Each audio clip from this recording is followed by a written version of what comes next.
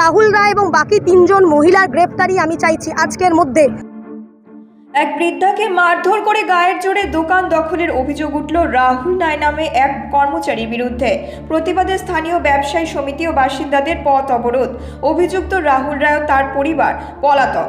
ঘটনার তদন্তে কোতোয়ালি থানার পুলিশ রবিবার জলপাইগুড়ি শহরের দিনবাজারের ঘটনা। জানা গিয়েছে, জলপাইগুড়ি শহরের দিনবাজারের ফল ব্যবসায়ী অমল ভৌমিক 1986 সাল থেকে এই দোকানে ব্যবসা সামলাচ্ছিলেন। কিছুদিন আগে তার মৃত্যু হয়, তারপর থেকে দায়িত্বে ছিলেন তার স্ত্রী ডলি ভৌমিক। দোকানের এক কর্মচারী রাহুল রায় গত কিছুদিন থেকেই দোকানটি দখল করার চেষ্টা করেন বলে অভিযোগ। ফলে তার বিরুদ্ধে ডলি দেবী কোতোয়ালি থানায় একাধিক অভিযোগ দায়ের করলেও পুলিশ কোনো ব্যবস্থা নেয়নি বলেও অভিযোগ ওঠে। রবিবার ডলি দেবী তার 2 মেয়েকে নিয়ে দোকান খুলতে গেলে হঠাৎ করেই রাহুল রায় ও তার পরিবারের সদস্যরা দোকানে এসে তাকে ব্যাপক মারধর করে বলে অভিযোগ। বর্তমানে ডলি দেবী জলপাইগুড়ির সুপার স্পেশালিটি হাসপাতালে চিকিৎসাধীন। ঘটনায় ক্ষিপ্ত হয়ে ওঠে স্থানীয় রায়কোট পাড়ার বাসিন্দারা। বৃদ্ধাকে মারধরের প্রতিবাদে পথ অবরোধ করে রাহুল রায় ও তার পরিবারের সদস্যদের গ্রেপ্তার করতে হবে বলে দাবি তোলেন তারা।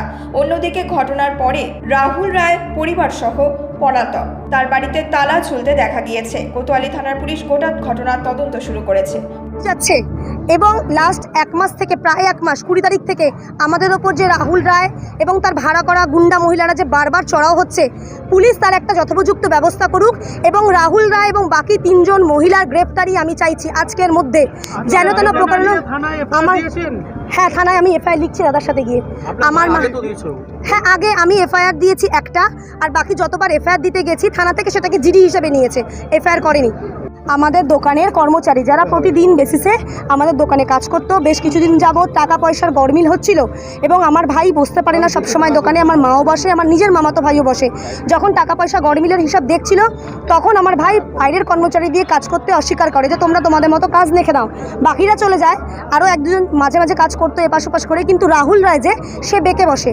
এবং আমার মা অসুস্থ হওয়ার জন্য আমরা যখন 2 দিন দোকানটা বন্ধ রাখি, তারপরে এসে দেখি দোকানের সামনে পুরো ঢালাও করে রাস্তার ওপর ফল নিয়ে বসে আমাদের দোকান যাতে আমরা খুলতে না পারি সেরকম একটা ব্যবস্থা করেছে।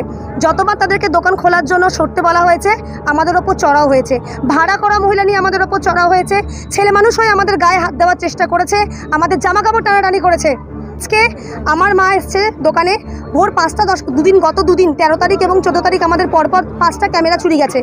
তারপরে গতকাল রাতে আমার বাসের ঝাপ চুরি গেছে। আমি নিজে সকাল 5টা 10-এ দিনবাজারে এসেছি, এসে দেখছি যে আমার ঝাপটা নেই। আমি শুধু সেটাকে ভিডিও করে রেখেছি। কিছুক্ষণ বাদে আমি দেখতেছি রাহুল রায় টোটোতে করে মাল নিয়ে এসে দোকানের সামনে এসে হাজির হয়েছে। তারপরে আমার তখন মনে হয়েছে যেহেতু আমি একা, সেই মুহূর্তে আমার কোনো কিছু করাটা আমার নিজের সেফটির জন্য ঠিক হবে না। আমি সঙ্গে সঙ্গে ফেসবুকে একটা লাইভ ভিডিও করেছি এবং ফেসবুকে লাইভ ভিডিও করার সঙ্গে সঙ্গে ও মুহূর্তের মধ্যে ওই জায়গা থেকে গায়েব হয়ে গেছে। কিছু ফল রাস্তার ওপর রেখে গেছে এবং আমার পাড়ারই আর একজন দাদা শম্ভুদা বলে আমি ওনাকে ডেকেছি, দাদা দেখুন এখানে কতগুলো ফল রেখে পালিয়ে গেছে। এবং দিনবাজারের কমিটির এক্স কাউন্সিলর নিপু রায়কে ফোন করেছেন উনি যে তোমার চেনা পরিচিত ছেলে, তুমি বলো মালগুলো সরিয়ে নিয়ে যেতে। বহুবার উনি বলেছেন, তা সত্ত্বেও কোনো রকম মাল সরায়নি। আমি 12টা বাজতে 10 মিনিট আগে বাড়িতে গেছি, সকাল 5টা 10 থেকে আমি ছিলাম। এতটা সময় থাকার পর বাড়িতে গেছি। আমার মা যেই সময় এসছে ঠিক সেই সময় কমলেশ রায়ের বউ, বিকাশের বউ মানে রানী এবং আরও 2 জন মহিলা, একজন রঞ্জনের দিদি এবং আরও একজন মহিলা আমার মার ওপর আর দিদির ওপর চড়া হয়। দিদি একটু সাইড করে পালিয়ে বেঁচে যায়, কিন্তু আমার মার বয়স 63 বছর এবং তিনি হাইপার সুগারের পেশেন্ট। আমার মাকে উপর থেকে মেরে ধাক্কিয়ে ফেলে দেয়, মার খিঁচুনি ওঠে, মা আইসিইউতে ভর্তি আছে, মার কোনো সেন্স নেই। হ্যাঁ, রাহুলের নিজের বৌদি একজন এবং রাহুলের পাশের বাড়ি একজন। রাহুলের পরিবার একদম নিজস্ব পরিবার, একজন রাহুলের নিজস্ব পরিবার, কমলেশ রায়ের বউ, কারণ কমলেশ রায় হলো রাহুলের নিজের বড় দাদা। এই ঘটনাটা আজকে আপনারা মানুষের ক্ষোভের বহিঃপ্রকাশ দেখছেন, কিন্তু এটা আজকের থেকে শুরু না। এর ইতিহাস বহুদিন ধরে। এই অঞ্চলের কিছু মানুষ, কিছু প্রভাবশালী লোককে হাত করে কিছু মানুষ দিনের পর দিন আমাদের পাড়ার এই দিনবাজারের পত্তন ঘটায় রায়গতপাড়া এবং পার্শ্ববর্তী এলাকার লোক। কিন্তু দীর্ঘদিন ধরে লাস্ট এই 7-8 বছর ধরে দীর্ঘদিন ধরে কিছু প্রভাবশালী লোককে যারা হঠাৎ করে এই এলাকায় প্রভাবশালী হয়েছেন তাদেরকে নিয়ে কিছু মানুষ, কিছু অসাধু ব্যবসায়ী দিনের পর দিন, যাদের আদি এখানে দোকান আছে, যারা সাধারণ মানুষ, করে খাওয়া মানুষ, তাদের বিরুদ্ধে দিনের পর দিন তাদের মৌরসি পাট্টা চালাচ্ছেন। গায়ের জড়ি, দাদাগিরি, হুমকি, ধমক চমক নিত্যদিনের ব্যাপার। এবং পাড়া কালচার আস্তে আস্তে সরে যাচ্ছে। আমরা সবাই একটু গা বাঁচিয়ে চলি। আজকে যেই ঘটনা, যেই দোকানের ঘটনা, এক বয়স্ক ভদ্রমহিলা, তার 2 মেয়ে এবং এক ছোট পুত্র সন্তানকে নিয়ে এই দোকান চালায়। এবং এটা যে ওনাদের দোকান, ওরা দীর্ঘদিন ধরে একতপাড়ার বাসিন্দা, সবাই জানে। কিন্তু দীর্ঘদিন ধরে ওদের এক কর্মচারী, যে দোকানের কেউই না, ওদের এসে গায়ের জোয়ারি করে বলে যে দোকানটা ছাড়তে হবে।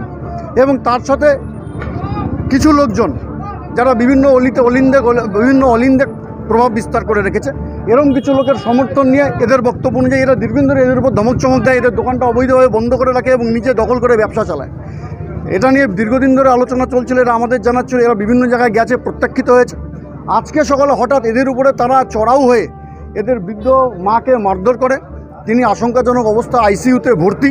এবং উনি যখন এই ঘটনা পাড়ায় গিয়ে আবার বলেন, পাড়ার ছেলেরা, এলাকার লোকরা ক্ষোভে ফেটে পড়েন এবং আজকে এই এলাকার লোকদের ঐক্যবদ্ধ ক্ষোভের বহিঃপ্রকাশ বা প্রতিবাদ, এটাই এখানে আপনারা দেখতে পাচ্ছেন। আমাদের ব্যবসায়ী সমিতির মেম্বার যখন আমাদের কাছে এই ব্যাপারটা আসার পরে আমাদের যখন জানাইলো ব্যাপারটা, জানানোর পরে যেহেতু ওদের নামে কাগজপত্র আছে, আমরা তাদের একটা যে না দোকানটা ওদের মালিকানা, সেই সূত্রে আমরা একটা কাগজ দেই। দেওয়ার পরে তারপরে কি হয়, তারপরে থানা এফআইআর হয়। বিচারাধীন অবস্থায় ছিল, সেই সূত্রে বিচারাধীন অবস্থায় থাকা অবস্থায় আমরা তো সরাসরি হস্তক্ষেপ করতে পারতেছি না, ওটা তো কোর্টের ব্যাপার। এসডিও কোর্টে শুনেছি কেস হয়েছে, এটুকু আমার জানা আছে। জলপাইগুড়ি থেকে দীপেন্দু সিনহার রিপোর্ট, নিউজ মেট্রো।